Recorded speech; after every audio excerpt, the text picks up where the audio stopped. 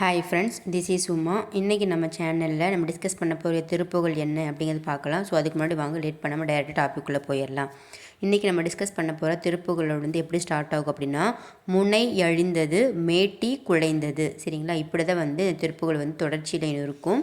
So இந்த முதல் வரி நீங்கள் ஆன்லைனில் போட்டு பிடிஎஃப் டவுன்லோட் பண்ணிக்கோங்க. இப்போ வாங்க நம்ம விளக்கம் பார்க்கலாம். ஃபஸ்ட்டு நான் என்ன சொன்னேன், முனை அழிந்தது. இந்த இடத்துல முனை அப்படிங்கிற வார்த்தைக்கு போர் அப்படின்னு சொல்லி பொருள். சரிங்களா, அதை ஆத்திச்சூடியில் பார்த்திங்கன்னா முனை முகத்து நில்லேல் அப்படிங்கிற வரியில் சொல்லியிருப்பாங்க. இதுக்கு என்ன அர்த்தம் அப்படின்னா, இந்த திருப்புகள் முழுதுமே பார்த்திங்கன்னா நம்மளுடைய பிறப்பிலிருந்து நமக்கு வயதாகிற வரைக்கும் நம்மளுடைய உடம்பு, நம்மளுடைய நிலைமையெல்லாம், நம்மளோட வாழ்க்கை எப்படி இருக்கும் அப்படிங்கிறத உணர்த்துறது தான் இந்த திருப்புகள். இது மிகவும் வாழ்க்கைக்கு மிகவும் சிறந்த எடுத்துக்காட்டு. வாழ்க்கை என்றால் என்ன, அதில் நாம் என்ன செய்ய வேண்டும், நம் உடம்பு அது எப்படி இருக்கும், என்னென்ன நிலைக்கு தக்கவாறு மாறும் அப்படிங்கிறதெல்லாம் இந்த திருப்புகள் நீங்கள் தெரிஞ்சுக்கலாம். அந்த வகையில் இந்த முனை அழிந்தது அது என்னென்னா, நம்மளுடைய இளமை காலத்தில் பார்த்திங்கன்னா நமக்கு செருக்கு இருக்கும். அது போக ரத்தம் சூடான ரத்தம் இருக்கிறனால நமக்கு உடம்புல ஒரு முறுக்கு இருக்கும். சரிங்களா, அந்த மாதிரி இளமையான செருக்கினாலும் ரத்தம் முறுக்கினாலும் ஊரில் பார்த்தீங்கன்னா எங்கே சண்டை நடந்தாலும் முன்ன போய் நின்றுட்டு அதில் பங்கு எடுத்துட்டு நம்ம அங்கே நம்மளோட பங்கை காட்டுறது தான் பார்த்திங்கன்னா எல்லாரோட இளமையின் இயல்பு. அது ஏன்னா சூடான ரத்தம் இள ரத்தம் அப்படிங்கிறதுனால எந்த சண்டை வந்தாலும் நம்ம அதை வரிஞ்சு கட்டிட்டு போய் நிற்போம்ல, அது பார்த்திங்கன்னா இளமையின் இயல்பு அப்படின்னு சொல்கிறாங்க. சண்டைக்கு நான் அப்படின்னு நின்று மார் தட்டி நம்ம போய் நிற்போம். எங்கே சண்டை நடந்தாலும் நான் இருக்கேன்டா, நான் வரேன்டா அப்படின்னு சொல்லிட்டு மார் தட்டிட்டு போவாங்க பார்த்தீங்களா பசங்க.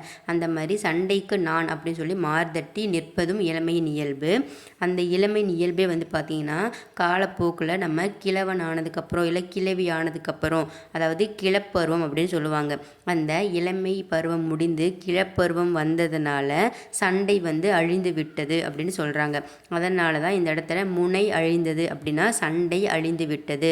எந்த மாதிரியான சண்டை அப்படின்னா, இளமை பருவத்தில் நாம் மார்தட்டி கொண்டு போய் சண்டைக்கு நிற்கும் நம்ம உடம்பே கிளப்பருவம் வந்ததனால் நம்மளுடைய சண்டை முறுக்கு இரத்த முறுக்கு எல்லாமே அழிந்து விட்டது அப்படின்னு சொல்கிறாங்க. ஓகேங்களா, இதுதான் முனை அழிந்தது அப்படிங்கிற இந்த வரிக்கு உண்டான அர்த்தம். அடுத்தது மேட்டி குழைந்தது அப்படின்னு இருக்கு. மேட்டி குழைந்தது அப்படின்னா அதுக்கு முன்னாடி மேட்டிமை அப்படின்னா என்னன்னு தெரிஞ்சுக்கோங்க. மேட்டிமை அப்படின்னா தலைமை அப்படின்னு ஒரு பொருள் இருக்குது. என்ன தலைமை அப்படின்னா, இளமையில் பார்த்திங்கன்னா நம்ம எல்லாவற்றிற்குமே தலைமை தாங்கி நிற்போம். எதுக்கெல்லாம் தலைமை தாங்கி நிற்போம்? நகராண்மை கழகம், பஞ்சாயத்து கழகம், இவை எல்லாவற்றிற்குமே பார்த்திங்கன்னா நாம் போய் தலைமை தாங்கி நிற்போம். இன்னும் சில கருமங்களுக்கும் நம்ம முதன்மையாகவும் பெறுவோம். அதாவது இளமையின் வளமை தளர்ந்தவுடன், அதாவது நமக்கு முதுமை பருவம் நமக்கு வந்தவுடன் அந்த தலைமை பதவிகள் பார்த்திங்கன்னா நம்மளை விட்டு தானே அகன்றுவிடும். அது மட்டும் இல்லை, குடும்பத்தின் மீது நமக்கு இருந்த தலைமை பண்பும் நீங்கும். அதாவது கிழவன் ஆனனால கிழவி ஆனனால இந்த கிழவரை ஒருவரும் பொருள்படுத்த மாட்டார்கள். முன்பெல்லாம் நம்மளை கேட்டு அனுமதி பெற்றவர்கள் எல்லாமே இப்போது ஒன்றுக்கும் பார்த்திங்கன்னா நம்மளுடைய அனுமதியை கேட்பதில்லை. தன்னிடம் எதையும் கலந்து பேசுவதில்லை, தன்னிடம் எதையும் கலப்பதில்லை. இவற்றையெல்லாம் எண்ணி ஏங்கி கிழமை பருவத்தில் நாம் ஏங்குவோம். ஸோ இளமையில் தன்னை மதித்தவர்கள் தனக்கு முதுமை எய்திய இப்போது மதியாதிருப்பதால் மனம் வருந்துவது இயல்புதானே அப்படின்னு சொல்கிறாங்க. ஸோ இளமை பருவத்தில் நமக்கு இளமையின் இயல்பாக ஒரு சில விஷயங்கள் இருக்குது. அதே மாதிரி நமக்கு வயசானதுக்கு அப்புறமா நம்மளை எல்லாவற்றுக்கும் மதித்தவங்க, எல்லாத்தையுமே கேட்டு பண்ணவங்க, குடும்பத்தில் தலைமை பண்ண நம்ம எல்லாத்தையுமே வயசானதுக்கப்புறமா உனக்கு என்ன வயசாயிருச்சல அப்படின்னு சொல்லிட்டு நம்மளை எல்லாரும் பார்த்திங்கன்னா மதிச்சுட்டு இருந்தவங்கெல்லாம் இப்போ மதிக்காமல் இருக்கிறத நினச்சி நம்மளோட முதுமை பருவம் மனம் வருந்துவது இயல்புதானே அப்படின்னு சொல்கிறாங்க. இதுதான் மேட்டி குலைந்தது. ஸோ மேட்டிமைனா தலைமை. இளமை பருவத்தில் நாம் ஏற்றுக்கொண்ட அத்தனை தலைமை பண்புகளும் நமக்கு முதுமை பருவம் ஏற்பட்டவுடன் அது நம்மளை விட்டு போகுது அப்படின்னு சொல்லிட்டு நம்ம மனம் வருந்துவது பார்த்திங்கன்னா கிழமை பருவம் அப்படின்னு சொல்கிறாங்க. அடுத்தது பார்த்திங்கன்னா வயது சென்றது அப்படிங்கிற ஒரு வரி இருக்குது. வயது சென்றது இது சொல்லும் பொழுது உங்களுக்கு ஓரளவுக்கு புரிஞ்சிருக்கும். இந்த இடத்துல வயது அப்படிங்கிறத பார்த்திங்கன்னா வாலிபத்தை குறிக்கின்றன. அதாவது அப்போ வாலிபத்தை குறிக்கின்றது அப்படின்னா இந்த இடத்துல நம்மளுடைய வாலிபம் வந்து நம்மளை விட்டு சென்றது அப்படின்னு சொல்கிறாங்க.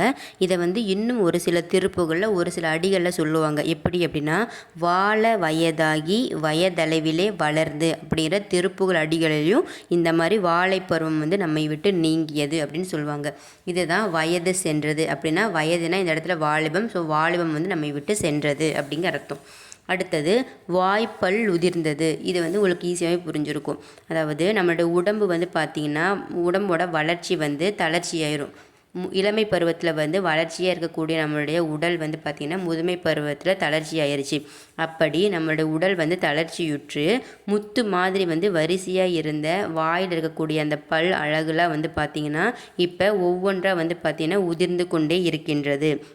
அதனால் அந்த முத்து போன்று இருக்கின்ற பற்கள் வந்து கலன்றவுடன் நம்மளுடைய வாயிலிருந்து வரக்கூடிய சொற்களும் குளரத் தொடங்கும் அப்படின்னு சொல்கிறாங்க. ஸோ வாயில் வந்து பல் இல்லை அப்படின்னா நம்மளுடைய சொல் வந்து பார்த்திங்கன்னா குளரத் தொடங்கும். அதுதான் வாய்ப்பல் உதிர்ந்தது அப்படின்னு சொல்கிறாங்க. ஓகே ஃப்ரெண்ட்ஸ், இன்றைக்கி வந்து வாய்ப்பல் உதிர்ந்தது அப்படிங்கிற இந்த வரியோட இந்த திருப்புகள் நான் ஸ்டாப் பண்ணுறேன்.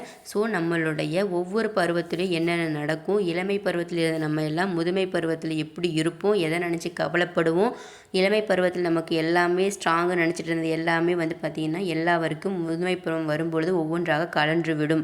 அது என்னென்னலாம் கலன்று விடும், என்னென்ன கடைசியில் ஆகும், எப்படியெல்லாம் நம்ம முதுமை பருவத்தில் மனநிலைமை இருக்கும் அப்படிங்கிறத குறிக்கிறது தான் இந்த திருப்புகள். ஸோ மறக்காமல் இந்த திருப்புகளை வந்து எல்லாருக்குமே ஷேர் பண்ணுங்கள், சப்ஸ்கிரைப் பண்ணுங்கள். ஆல் அப்படிங்கிற அந்த ஆப்ஷனை மறக்காமல் ப்ரெஸ் பண்ணிவிட்டு எல்லாருக்கும் யூஸ்ஃபுல்லாக இருக்க இந்த ஆடியோ வந்து ஷேர் பண்ணுங்கள். ஓகே ஃப்ரெண்ட்ஸ், நாளைக்கு வந்து இதோட கண்டினியூ பார்க்கலாம். Bye thank you all my subscribers. And நம்ம பிளேலிஸ்ட் இருக்கக்கூடிய எல்லா வீடியோஸ் அண்ட் ஷார்ட்ஸையும் பார்த்து முருகப்பெருமானோட இன்ஃபர்மேஷனை கேதர் பண்ணிக்கோங்க. பாய்.